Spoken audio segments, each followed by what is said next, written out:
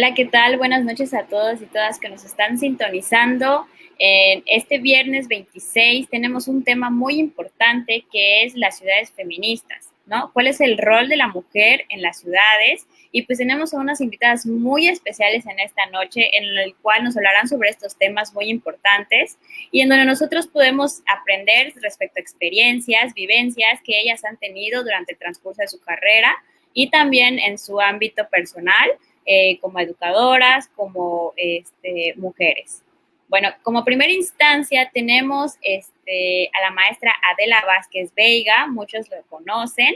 Ella es nacida de Galicia y pues es residente en Yucatán desde el año 2004. Es licenciada en la Historia del Arte por la Universidad de Santiago Compostela, grado en Conservación y Restauración de Bienes Culturales por la Escuela de Conservación y Restauración de Bienes Culturales de Galicia y maestra de Trabajo Social por la Universidad Nacional Autónoma de México. También es cofundadora de la Asociación Cultural Niquelarte y la metodología Bicomún.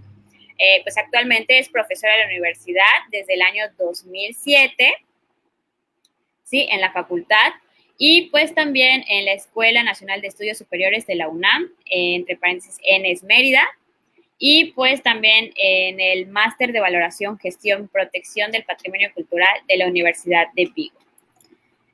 Un gusto tenerla con nosotros, maestra Adela. Bienvenida. Muchas gracias, Maggie. Pues también para incorporar un poquito más a su currículum, pues trabajó 11 años en el Instituto Nacional de Antropología e Historia como conservadora restauradora del patrimonio cultural y fue directora técnica del Congreso Internacional de Socialización del Patrimonio en el Medio Rural. Pues qué bonitas experiencias tiene, maestra, y pues y también he tenido el gusto de tener su clase y siempre estoy encantada con ello. Gracias, Maggie, por la presentación. Gracias a ti y a las compañeras del Consejo Estudiantil por invitarme a este foro y por la posibilidad de reflexionar sobre este tema que nos atraviesa a todas, ¿no? Así es. Y bueno, nos atraviesa, pero no pienso que no a todas nos atraviesa o no partimos todas de las mismas condiciones, ¿no? Esto me parece importante mencionarlo. Y reconocer también desde este espacio en el que estoy, ahora sí invitada como profesora de la facultad, pues que mis condiciones son privilegiadas en muchos aspectos, ¿no? Y bueno, pues agradezco mucho compartir el espacio con mis compañeras Noemí, Silvia, que no pudo acompañarnos finalmente, y con las personas que también están ahora desde sus cuartos propios conectados en estos tiempos que estamos viviendo, ¿no? Y pues felicidades por este foro también, que considero que es fundamental y que espero que las experiencias que comparto hoy con ustedes pues puedan aportar a la reflexión. Y bueno, pues he diseñado una charlita más bien reflexiva. En términos teóricos vamos a tocar algunas cuestiones por ahí y experiencial, ¿no? En relación pues a algunas prácticas que hemos estado compartiendo en algunos espacios sociales, sobre todo en la ciudad de Mérida, en los últimos tiempos. Y trataré de aportar algunas preguntas a lo largo de la charla, plantear quizás algunas hipótesis, ¿no? Y esbozar algunas herramientas, pero sin ánimo de ofrecer datos ni resultados concretos, sino simplemente, como digo, de una manera más bien reflexiva y experiencial. Y también mencionar que me gustaría como abrazar ahora sí aquí a muchas de las mujeres que han hecho posible también que yo hoy esté comentando y plasmando estas reflexiones, ¿no? Muchas mujeres que en estos espacios sociales, pues a mí en lo particular, me han enseñado a hacer cuerpo y a hacer ciudad, que son dos de las categorías que voy a utilizar a lo largo de esta charla. Muy bien. ¿Se ve? Sí, perfecto. Bueno, pues me gustaría comenzar primero con una pregunta como detonante. ¿Son feministas las ciudades? Y después con una consigna, necesitamos que nuestras ciudades sean feministas. Entonces, bueno, pues valdría la pena, ¿no? Primeramente, y si me lo permiten, invertir el orden del tema que hoy nos reúne. para determinar primero pues, el rol de la ciudad en la mujer, antes que el rol de la mujer en la ciudad. Un detonante que puede acompañarnos en este primer paso pues, podría ser también, como una segunda pregunta, ¿no? ¿Qué papel desempeña la ciudad producida en el seno capitalista y patriarcal en nosotras las mujeres? ¿Y cómo habría de transformarse ese rol, digamos, androcéntrico, ¿no? También, ¿no? Pensarlo. Bueno, yo personalmente pienso que la historia con mayúsculas y la historia de las ciudades en concreto no puede contarse sin la conciencia de clase. Bueno, en esa primera portada, digamos, de la presentación, a la izquierda comparto una imagen del movimiento de las sufragistas en el siglo XIX. Esta es una imagen en concreto nacional en el país, ¿no? Que fue criticado por algunos socialistas y comunistas, hombres, por ser un movimiento burgués. Pero pienso que fue clave, ¿no? En el asunto que nos ocupa hoy aquí. Lo poco tampoco, también esa imagen en contraste con una imagen del presente, del 2021. Y pienso que fue clave este asunto porque rescatamos, ¿no? Vale la pena rescatar su militancia en el movimiento obrero, las luchas por la autonomía respecto al seno familiar, parental, la igualdad respecto al hombre, ¿no? O el reclamo por la inclusión de la mujer y de las mujeres en el seno de la producción, como la base que hoy nos permite hacer esta reflexión sobre ese ideal, digamos, revolucionario de la ciudad feminista, ¿no? Pero y si nos vamos más atrás en la historia, a mí me gustaría rescatar las palabras de Silvia Federici en su obra Calibán y la bruja, que dice que una historia de las mujeres y de la reproducción en la transición al capitalismo debe comenzar con las luchas que inició el proletariado medieval contra el régimen feudal en todas sus formas, con los cercamientos de las tierras comunales, la famosa acumulación por desposesión, las conquistas o la caza de brujas. Es entonces, yo diría, una cuestión de clase y cabe preguntarse qué papel jugaron las mujeres, por ejemplo, en la crisis del feudalismo o en las colonizaciones, en concreto en la colonización de América, ¿no? Por ejemplo. Si partimos entonces de la premisa de que el rol de la ciudad está dominado por el capital y el contrato social Estado-mercado y los poderes fácticos, ¿no? Que de ello devienen además problemáticas endémicas, ¿no? Muy claras en los modelos de ciudades neoliberales, quizás debiéramos preguntarnos también qué mujeres tenemos la posibilidad de asumir un rol, cómo lo hacemos y bajo qué condiciones lo hacemos. ¿Quiénes se incluyen en la categoría de género? ¿Quiénes en ser mujer? Porque la lista de exclusiones y vejaciones es infinita, ¿no? Bueno, la siguiente gráfica representa el valor económico equivalente del trabajo no remunerado en labores domésticas y de cuidados, que según el censo del INEGI en 2019 ascendió a 5,6 billones de pesos, siendo la mayor parte de las labores domésticas y de cuidados realizadas por mujeres, ¿no?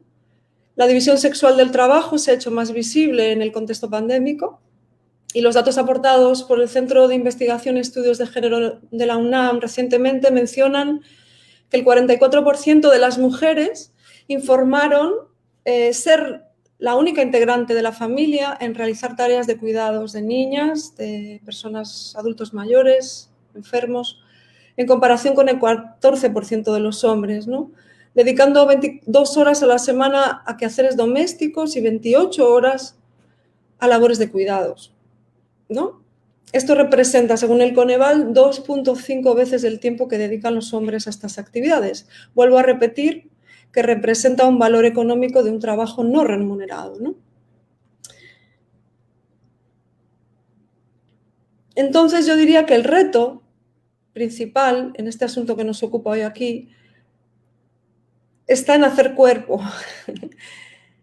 Hacer cuerpo en los espacios sociales, lo que otros denominan espacios públicos, en los que no hemos superado las dicotomías de hombre-mujer, productivo, reproductivo, trabajo en casa, trabajo en el espacio público, o rural-urbano y un largo etcétera, ¿no? Supone entonces una transformación radical, ¿no? Hay una autora que me gusta mucho que se llamaba, ya fallecida, Encarna Sanahúja, que nos animó en muchos de sus tesis, ¿no? De sus escritos y de sus pensamientos, de su epistemología, nos animó a superar en sus múltiples investigaciones en el ámbito de la arqueología feminista, apostando por hacer visible la participación de las mujeres en la construcción de la historia, con mayúsculas, y la experiencia ignorada de las mujeres en la producción material de la vida, ¿no? En común que compartimos. Bueno, los mapeos lentos que les comparto a continuación, los llamamos lentos porque son mapeos que normalmente se realizan de manera individual, aunque también se pueden realizar colectivamente, tomándose un tiempo, ¿no? Concreto, por lo menos más allá de una semana, sino más, para poder realizarlo y tomar conciencia de cómo el entorno nos afecta, ¿no? A nosotros como cuerpos. Y en estos dos mapeos, que fueron realizados por dos mujeres, una de ellas Marilyn Kahn, que es compañera del CAJAD, y otra compañera Sofía Cifuentes desde Guatemala, podemos observar estos aspectos, estas dicotomías, ¿no? En el de la izquierda, Sofía alude a esa movilidad cotidiana que se convierte casi en una espiral de casa al trabajo y del trabajo a casa. Mientras que el mapeo de Marilyn nos muestra sus observaciones y sentires en su día a día entre el mundo rural y el mundo urbano, en su movilidad, ¿no? En el cómo se mueve ella. Y entre ambas ella más bien plantea, ¿no? Cómo desde su espacio habitado en Mascanú percibe un espacio seguro frente a la inseguridad que le traslada la ciudad de Mérida, ¿no? Es interesante porque estas categorías, ¿no? De los espacios seguros e inseguros suelen ser categorías predominantes, ¿no? Cuando comenzamos a hablar de cómo nos afectan a nosotras las mujeres estos espacios sociales en las ciudades, ¿no?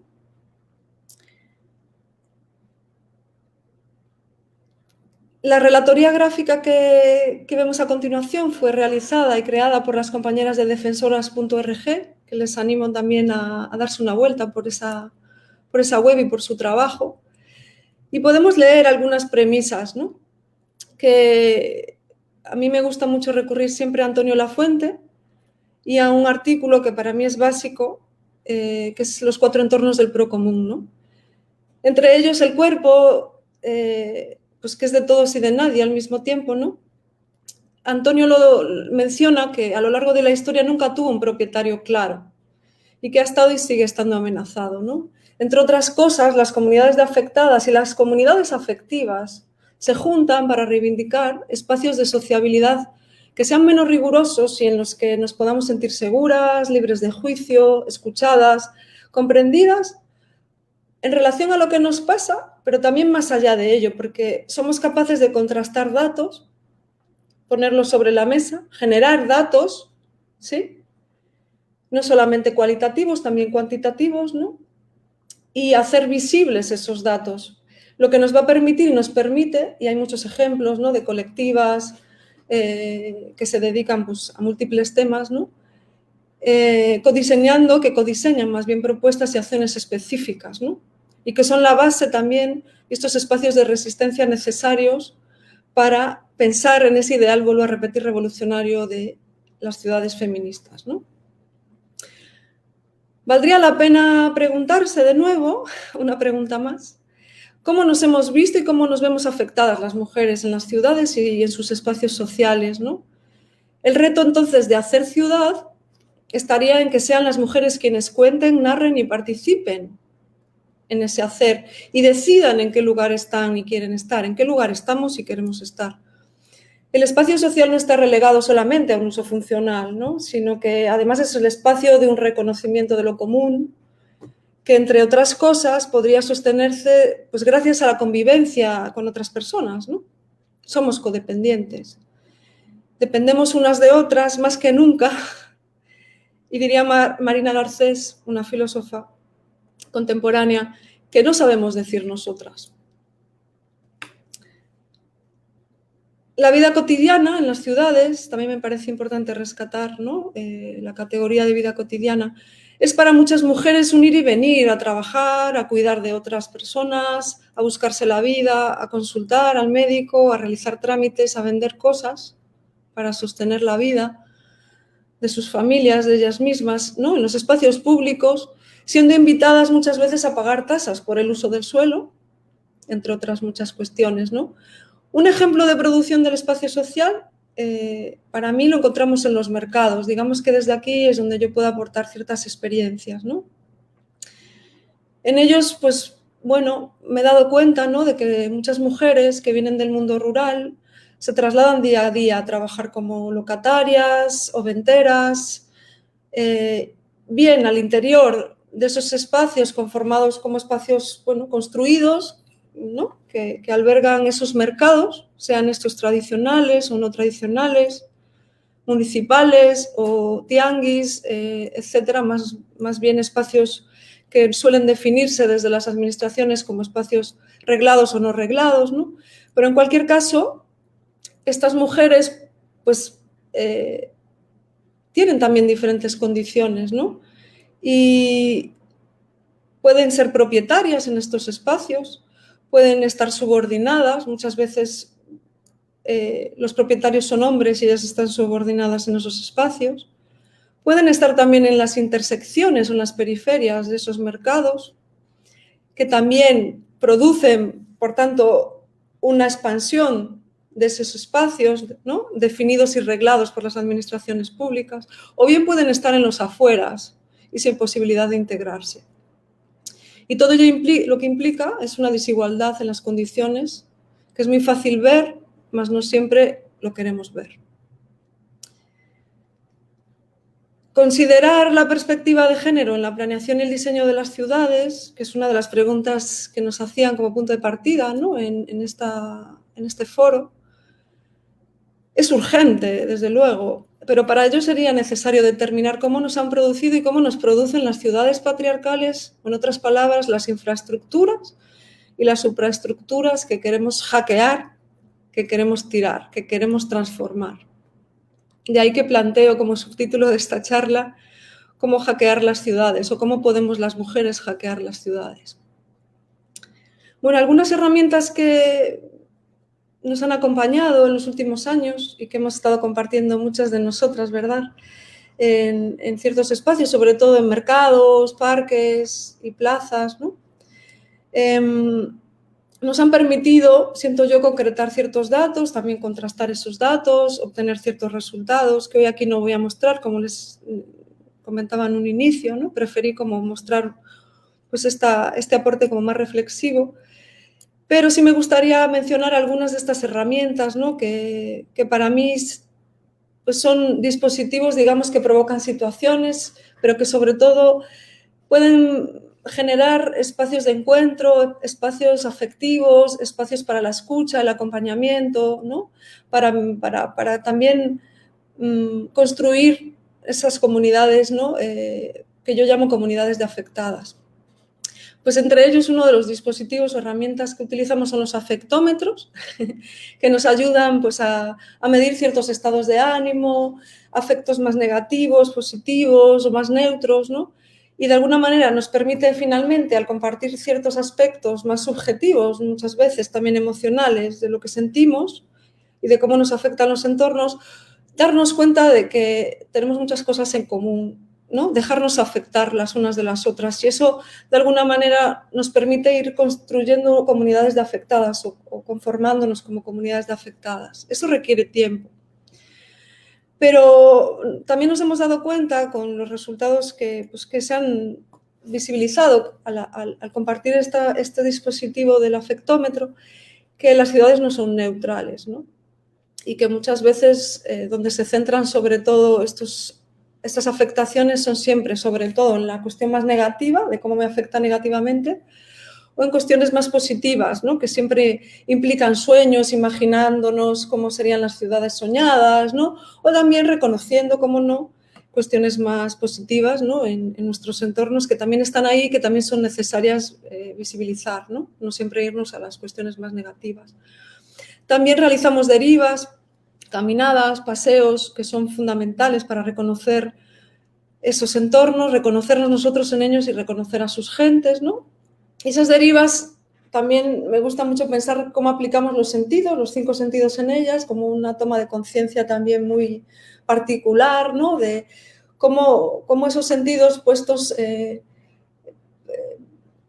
primero de una manera individual, ¿no? Dejándonos llevar por lo que sentimos, por lo que olemos, por lo que podemos comer, sentir con el gusto, tocar, y luego contrastando eso con las demás compañeras con las que los realizamos, es súper enriquecedor también, ¿no?